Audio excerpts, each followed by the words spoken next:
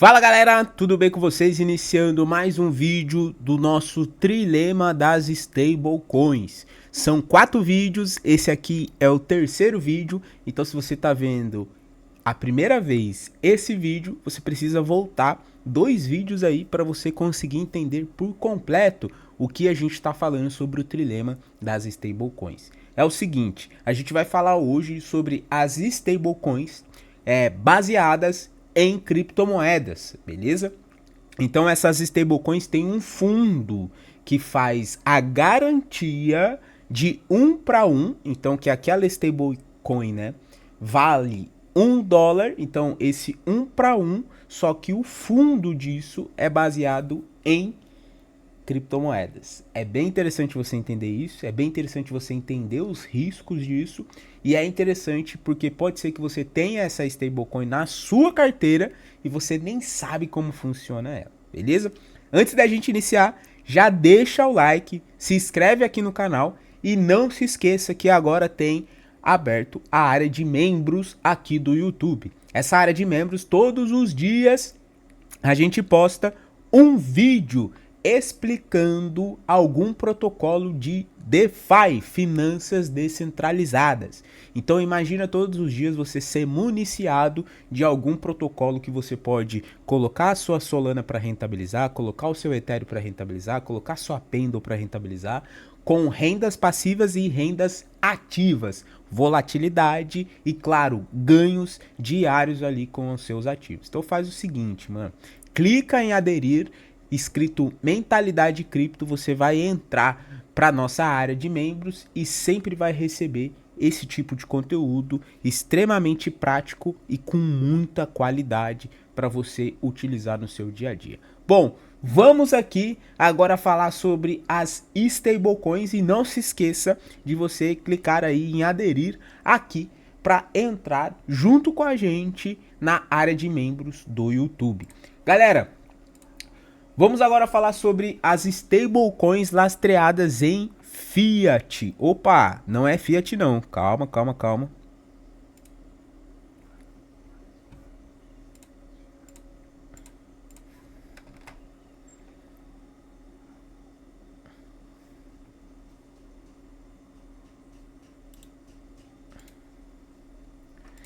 Galera, vamos falar agora das stablecoins lastreadas em criptomoedas.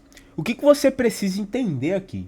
A gente passou pelas stablecoins, né, algorítmicas, onde a gente viu que precisa ter, né, um par de ativos ali dando um auxílio para que a gente consiga criar uma stablecoin, né, como a USDE, que é no caso da Ethena, que são os modelos algorítmicos e quais os problemas desse modelo algorítmico. Agora a gente vai ver a stablecoin lastreada em criptomoedas. Então, o que significa isso? Significa que a gente vai precisar ter uma cesta de criptomoedas para conseguir emitir uma stablecoin aonde ela vale $1 com uma cesta de criptomoedas. Vamos ver isso aqui, como que funciona isso aqui. O preço da descentralização e o panorama que isso custa. Stablecoins lastreadas em criptomoedas são as respostas às deficiências e desvantagens das stablecoins centralizadas. Então, quais são as stablecoins, né, centralizadas? São as stablecoins como o USDT e o USDC.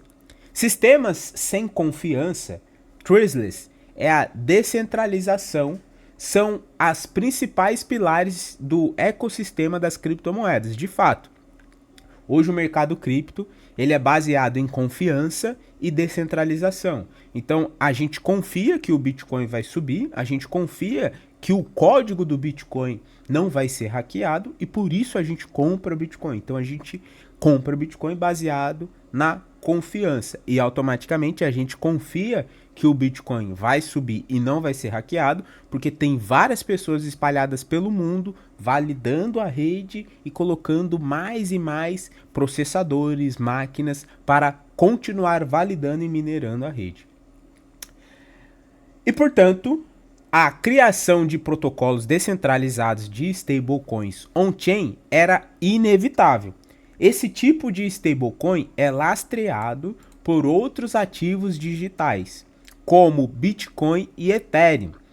Outros tokens ou qualquer ativo tokenizado geralmente são criados por meio de protocolos descentralizados para emitir e resgatar os tokens.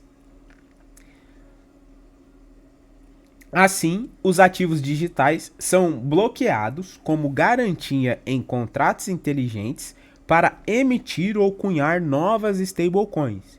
Um exemplo proeminente de stablecoin lastreada em criptomoedas é a DAI, da MakerDAO, devido à abordagem de código aberto dos protocolos de stablecoins on-chain. Esse setor tem testemunhado rápida inovação e crescimento concorrência. Então, a gente tem aqui, né, a nossa imagem, aonde a gente vê que tem dois pontos fortes dessa stablecoin, que é a descentralização e o colateral, tá? Então, o que fica faltando nessa stablecoin seria a capacidade de eficiência. Então, o dinheiro aqui, ele não é eficiente. Essa stablecoin, ela não é eficiente. Por que será que ela não é eficiente? Os protocolos de stablecoins são geralmente governados por forma descentralizada, frequentemente por uma DAO baseada no token de governança do protocolo. Embora a governança descentralizada crie resistência à censura, até certo ponto, as operações e os processos de tomada de decisão são lentos e tendem a ser ineficientes. Além disso, os protocolos on-chain só podem acertar criptoativos com garantia. Portanto, a garantia está sujeita a uma volatilidade maior em comparação com a moeda fiduciária como lastro.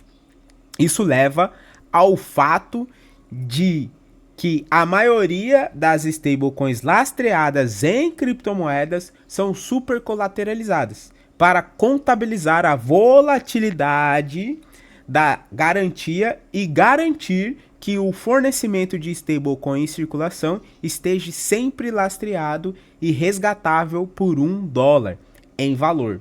O protocolo Maker, por exemplo, exige uma taxa de garantia de 150% para empréstimos de DAI.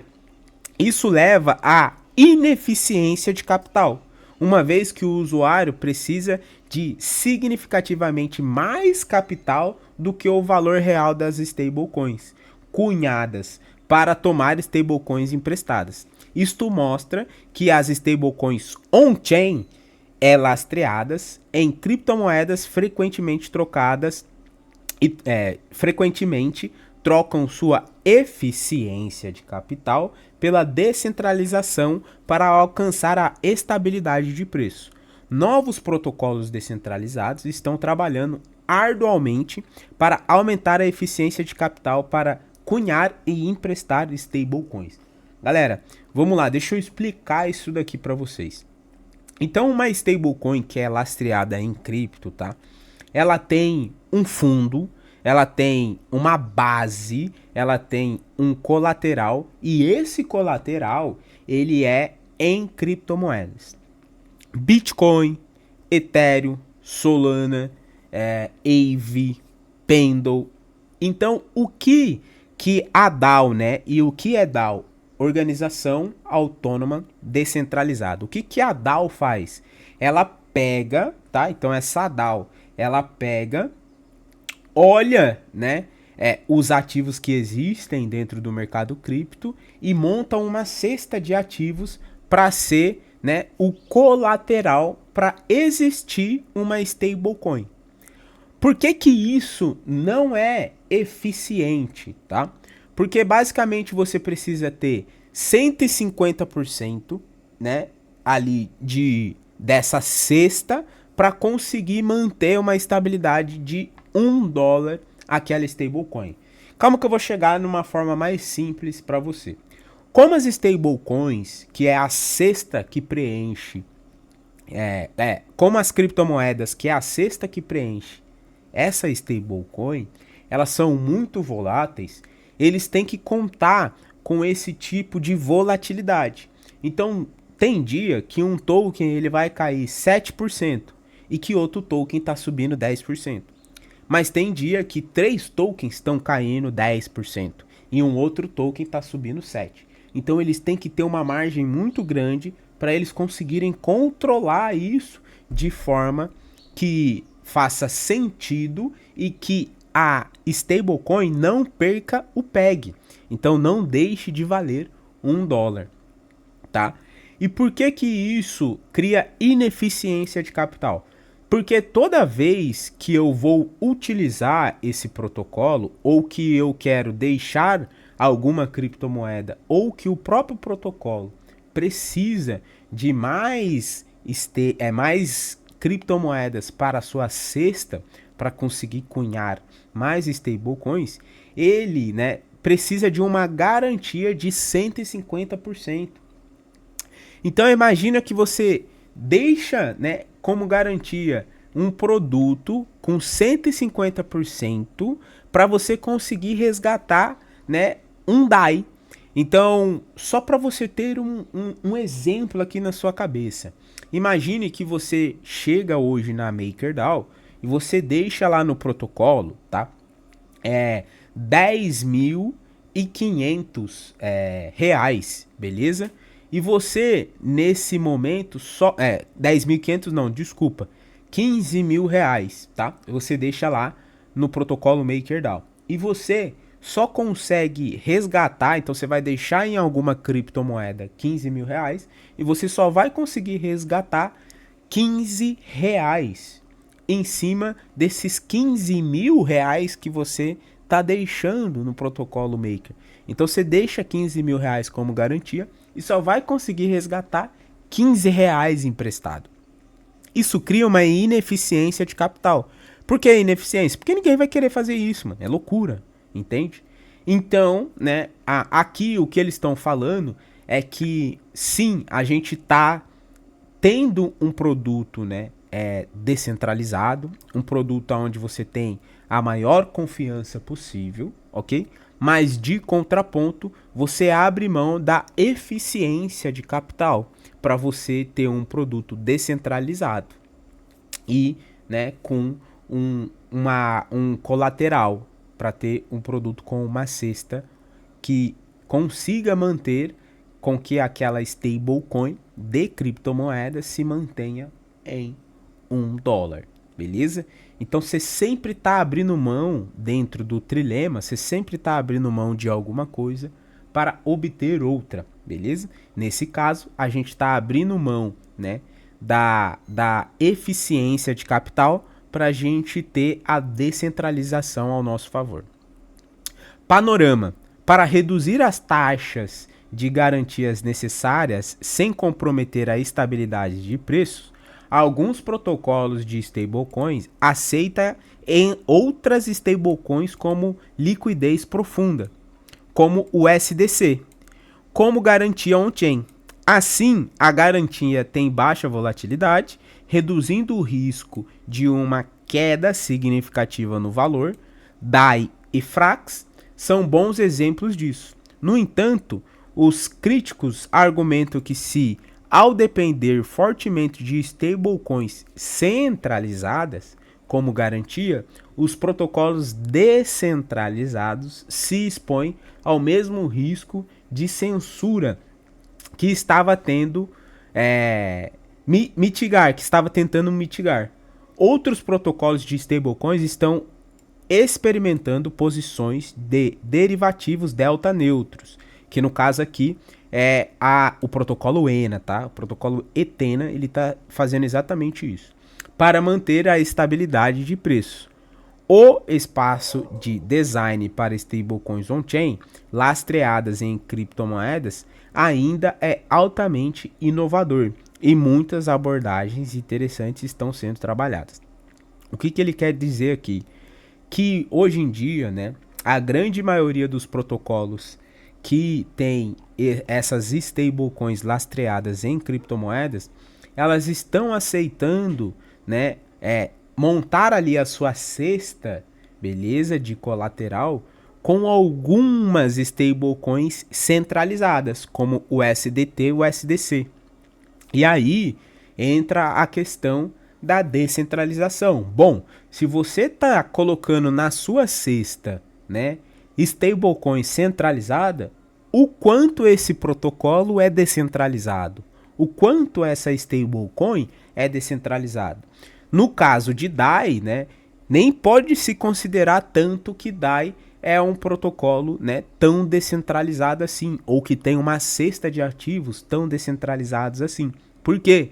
Porque quando você olha lá, né, no fundo da MakerDAO, que é ali a DAO que faz todo o gerenciamento dessas stablecoins, você vai ver que a cesta de ativos dele tem muito USDT e título do Tesouro Americano. Então, com isso, você não tem tanta descentralização assim. E aí que é o ponto, né? O que eles estão querendo criticar é exatamente isso, né? A partir do momento que você começa a aceitar stablecoins que são centralizadas, você começa a perder um pouco da mão da descentralização da sua própria stablecoin, beleza? Então, é bem interessante você entender isso, né? Hoje a gente tem algumas stablecoins descentralizadas, que é a DAI, que é a LUSD, a MIM e a USDX, tá? Então a gente vai ter essas stablecoins aí dentro do mercado hoje, com várias outras, né? Tem muito mais do que essas, mas essas são aqui as principais que estão aparecendo aqui pra gente, beleza? Então fica ligado, se você tem DAI na sua carteira, se você tem Frax, agora você entende como funciona esse mecanismo. Recomendo que você vá lá na MakerDAO, né, e dê uma olhada na cesta de ativos que eles precisam ter para que eles consigam manter a stablecoin DAI valendo $1. E se você vai ver lá, né, se eles têm outras stablecoins dentro do próprio protocolo deles para conseguir manter essa estabilidade, para conseguir manter essa garantia, né, do DAI valendo sempre 1 para 1. Então, um DAI valendo $1. Beleza, galera? Deu para entender? Comenta aqui, mano, no vídeo se você entendeu como funciona essas stablecoins lastreadas em criptomoedas. É uma das partes mais difíceis que a gente tem aqui na aula, né? No quadro que a gente está fazendo sobre as stablecoins, o trilema das stablecoins. Então, em específico, essa stablecoin, ela é mais descentralizada, ela é mais, né, colateralizada e ela tem uma eficiência de capital horrível, beleza? Então, esse é o trilema das criptomoedas. Se você gostou até aqui, deixa o like, se inscreve no canal e comenta aí no vídeo se você tá gostando. Fechou? Vamos que vamos, tamo junto. Queria agradecer a todo mundo aí. Fui!